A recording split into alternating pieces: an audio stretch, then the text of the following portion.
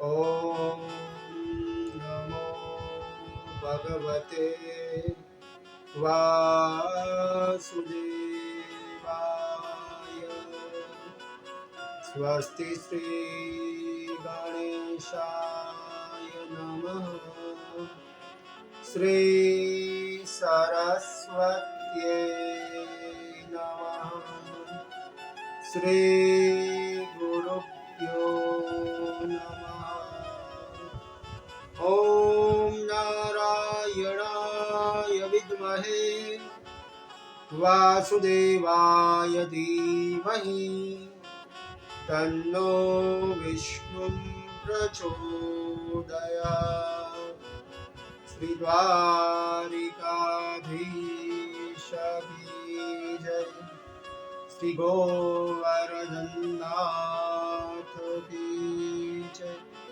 શ્રી બદ્રીનાથ ભગવાન કી જય. નિર્જળા એકાદશી, ભીમ એકાદશી. આજે ફરી એકવાર આપણે પદ્મ પુરાણ અનુસાર નિર્જળા એકાદશીની કથામાં, એકાદશીઓની કથામાં નિર્જળા એકાદશી એની કથાના માહિતીની ચર્ચા કરીશું. પદ્મ પુરાણ અંતર્ગત ભગવાન શ્રી કૃષ્ણ અને યુધિષ્ઠિર મહારાજનો સંવાદ છે, એમાં પ્રવેશ કરીએ. યુધિષ્ઠિર મહારાજ ભગવાનની પાસે આવી નમસ્કાર કરી પ્રશ્ન કર્યો છે કે હે ભગવાન, આપ મને નિર્જળા એકાદશીનું મહાત્મ્ય અને એની કથાની ચર્ચા કરો. ભગવાન કહે છે કે હે યુધિષ્ઠિર, જેઠ માસની શુક્લ પક્ષમાં જે એકાદશી આવે છે એનું નામ નિર્જળા છે. રાજા અંબરીશે પૂર્વ સમયમાં આ એકાદશીનું વ્રત કર્યું હતું અને તમારા ભાઈ ભીમસેને પણ આ નિર્જળા એકાદશીનું વ્રત કર્યું હતું. એથી એનું બીજું નામ ભીમ એકાદશી છે. આ નિર્જળા એકાદશીનું વ્રત કરવાથી 24 એકાદશીનું ફળ પ્રાપ્ત થાય છે. નિર્જળા એકાદશીનું વ્રત વિધિવત રીતે કરવું જોઈએ. ભગવાન કહે 10મીના દિવસે એક ટાઈમ કરી એકાદશીના દિવસે ભગવાનની 16 ઉપચારે પૂજા કરવી જોઈએ. ઓમ નમો ભગવતે વાસુદેવાયના મહામંત્રના જપ કરવા જોઈએ. સૂર્યોદયથી સૂર્યાસ્ત સુધી જલનો ત્યાગ. કોઈ પણ વસ્તુ, ખાદ્ય વસ્તુ કે જલની પ્રવાહિત વસ્તુ, એનો ત્યાગ કરવો જોઈએ. એકાદશીનું જાગરણ કરવું અને દ્વાદશીના દિવસે ભગવાનની પંચ ઉપચારે પૂજા કરી બાદ બ્રાહ્મણોને સુવર્ણ આદિ દાન કરી બ્રહ્મ ભોજન કરાવી, યથાશક્તિ દાન કરી બ્રહ્મ ભોજન કરાવી પારણ કરવું જોઈએ. આવી રીતે હે યુધિષ્ઠિર મહારાજ, વિધિવત રીતે એકાદશીનું વ્રત કરવું જોઈએ. યુધિષ્ઠિર કહે છે કે હે ભગવાન, વાત સાંભળી પછી કહે છે કે હે ભગવાન, મારા ભાઈ ભીમસેને કોની પ્રેરણાથી આ વ્રત કર્યું હતું તે કહો. ભગવાન કહે છે કે હે મહારાજ, આપના પરિવારના સૌ સભ્યો કુંતી, અર્જુન, સહદેવ, નકુલ, દ્રૌપદી આદિ એકાદશીનું વ્રત કરે છે. બધા 24 એકાદશીઓનું વ્રત કરે છે, વાર્ષિક કરે છે. પરંતુ ભીમસેન એક પણ એકાદશીનું વ્રત નથી કરતા. તેથી માતા સાથે સૌ ભાઈઓ ભીમસેનને કહેતા હતા કે એકાદશીનું વ્રત કરવું જોઈએ, નહીતર તમે નરકગામી થશો.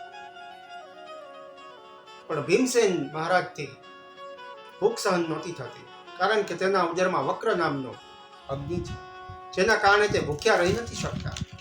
શું કરવું વિચારે છે ભીમસેન. તો એ વિચારમાં અને વિચારવા પરિવારજનોના કહેવાથી કંટાળેલા ભીમસેન તેના વૃદ્ધ પિતામહ વ્યાસજી પાસે જઈ પોતાની બધી વાત કરી કે હે મહારાજ, મારે નરકગામી નથી થવું. કોઈ રસ્તો હોય તો મને બતાવો. મારાથી ભૂખ સહન નથી થતી, એકાદશીનું વ્રત થતું નથી. તો વ્યાસજી કહે છે કે હે ભીમસેન, તમારે એકાદશીનું વ્રત અવશ્ય કરવું જોઈએ. એકાદશીના વ્રત કરવાથી સ્વર્ગની પ્રાપ્તિ થાય છે, નરકગામી થવું નથી પડતું. માટે હે ભીમસેન, તમે 24 એકાદશીના બદલે એક એકાદશી, નિર્જળા એકાદશીનું વ્રત કરો, જે એક સાથે 24 એકાદશીનું ફળ આપનારી છે. પૂર્વકાળમાં આ વ્રત સૂર્યવંશી રાજા અંબરીશે કર્યું હતું. જેના વારે ભગવાન આવ્યા.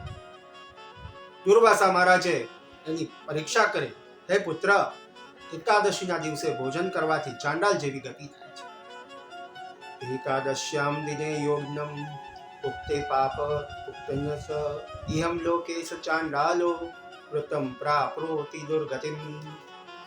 તેથી હે ભીમસેન, હે પુત્ર, તમે નિર્જળા એકાદશીનું વ્રત વિધિપૂર્વક કરો. તેથી યમ યાતના થતી નથી અને સ્વર્ગની પ્રાપ્તિ થાય છે.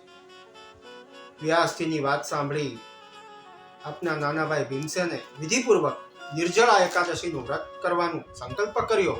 ભગવાનને પ્રાર્થના કરી. આવી રીતે પ્રાર્થના બતાવી કે પેલા પ્રાર્થના કરવાની ભગવાનને કે હે ભગવાન ઋષિકેશ, હે ભગવાન નારાયણ, એ સંસારને તારવા વાળા, હું એકાદશીનું વ્રત કરું છું, એ વ્રત પૂર્ણ થાય એવી શક્તિ આપજો. દેવદેવમ ઋષિકેશમ સંસારાવર્ણવર્તક કુંભમ પ્રદાનેનમ નયંબામ પરમામ ગતિ. એ સંસાર સાગરને તારનારા ભગવાન નારાયણ, ભગવાન ઋષિકેશ, હું એકાદશીનું વ્રત કરું છું, મને શક્તિ આપજો અને એ એના ફળ સ્વરૂપે મને પરમ ગતિ આપજો. આવી પ્રાર્થના કરી. આમ પ્રાર્થના કરી ભીમસેને ભૂખ તરસ છોડી, ભૂખ તરસથી વ્યાકુળ એ ભીમસેન મૂર્છિત થઈ ગયા.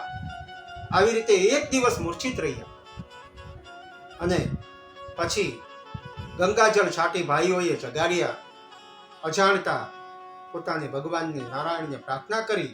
ભગવાને જ મૂર્છિત કર્યા હશે. પછી ગંગાજળ છાંટી ગંગાજળનું પાન કરી ભીમસેન મહારાજે નિર્જળા એકાદશીનું વ્રત કર્યું, જલ વગર કર્યું. આમ નિર્જળા એકાદશીનું કઠિન વ્રત પૂર્ણ કર્યું. તેથી આ એકાદશીને ભીમસેની એકાદશી કહે છે.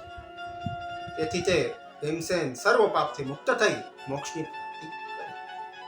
આ વાત સાથે ભગવાન શ્રી કૃષ્ણે કહ્યું કે યુધિષ્ઠિર, આવી રીતે વ્યાસજીના કહેવાથી આપના ભાઈ ભીમસેને નિર્જળા એકાદશીનું વ્રત કર્યું હતું અને પોતાની વાણીને ભગવાને વિરામ આપ્યો. આપણે પણ આજની ચર્ચાને નિર્જળા એકાદશીની ચર્ચાને વિરામ આપીએ ભગવાનના નામ સાથે. શ્રી દ્વારિકાધીશ કી જય, શ્રી ગોવર્ધનનાથ કી જય, શ્રી બદ્રીનાથ ભગવાન કી જય. ઓમ નમઃ પાર્વતી પતિએ હર હર મહાદેવ. ઓમ નમઃ શિવાય. અસ્તુ.